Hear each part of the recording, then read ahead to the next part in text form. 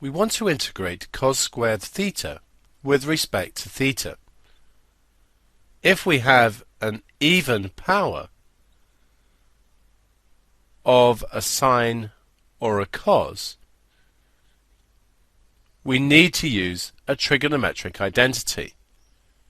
And the identity we use is the cos 2a identity.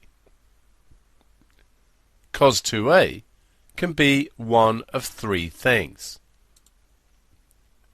The thing that's relevant here with the cos squared theta is that it can be 2 cos squared a take away 1.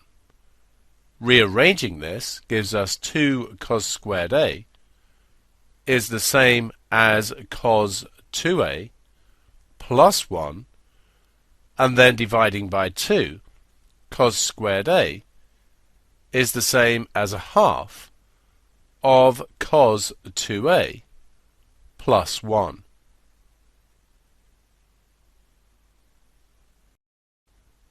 Using this here gives us the integral of a half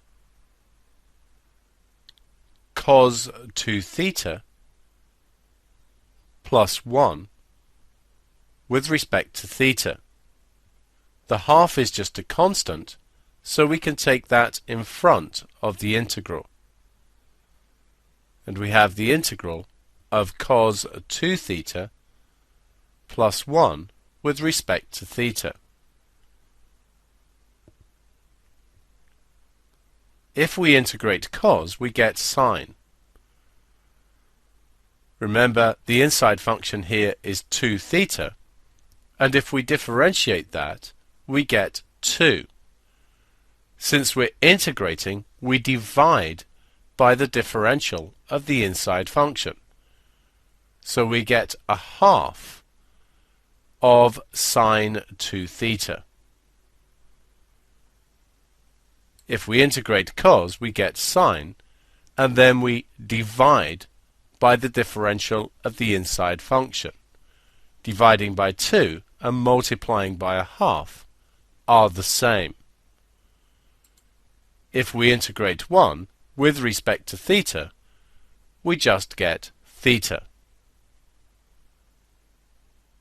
Expanding, we get a half times a half is a quarter of sine 2 theta, and then a half times theta is a half theta plus the constant.